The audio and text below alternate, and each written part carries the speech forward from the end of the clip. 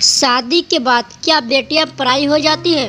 पति 2 दिन के लिए ऑफिस के काम से दूसरे शहर जा रहा था तो पत्नी से बोला कि चलो तुम्हें तुम्हारे मायके छोड़ देता हूँ, अकेले यहाँ घर पर रहकर क्या करोगी और तुम बहुत डरपोक भी हो। वह खुशी खुशी तैयार हो गई। मायके के घर का दरवाज़ा खुला था। माँ और बाबा बाहर बालकनी में बैठे खाना खा रहे थे, अचार और चटनी के साथ। हालचाल पूछने के बाद उसने अपने बाबा से कहा, आप तो कभी अचार और चटनी के साथ रोटी नहीं खाते, तो आज क्यों?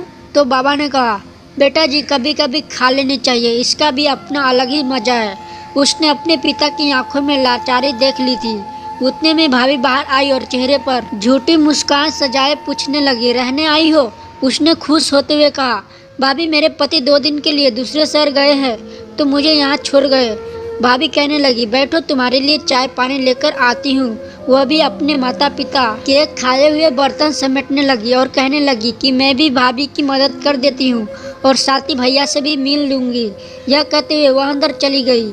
बर्तन किचन में रखकर वह भाई की कमरे की ओर चल पड़ी तो उससे भाई और भाभी की बातों की आवाज़ सुनाई दी। भाभी भैया से कह रही थी, तुम्हारी बहनें ब्याह तो कर गई लेकिन अम्मा बाबा की चौखट न छोड़ी।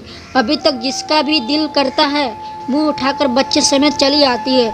तो भैया गुस्से से कहने लगे, तेरा क्या खाती है, यहाँ नहीं आएगी तो और कहाँ जाएगी? तो भाभी ने भी दनदनाते हुए कहा, बस अब मुझसे नहीं होती तुम्हारी खानदान वालों की सेवा।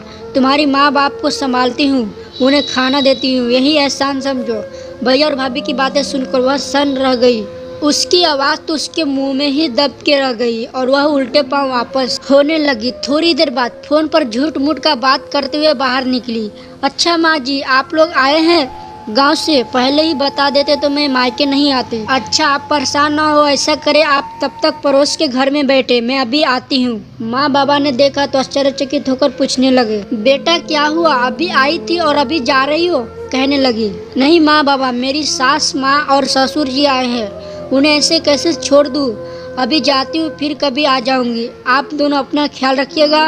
अपने आंसू को दबाते हुए वह अपने माता पिता से मिली और बोझे कदमों के साथ खुद को हौसला देते हुए अपने घर को वापस चली गई। उसे रात के खाने में नमक ज़्यादा लग रहा था, जबकि वह नमक उसके गले से उतरकर आंसुओं का था। यह सच है कि माई के माँ बाप से होते हैं, लेकिन कभी भी उनके होते हुए भी वह बेबस होते हैं।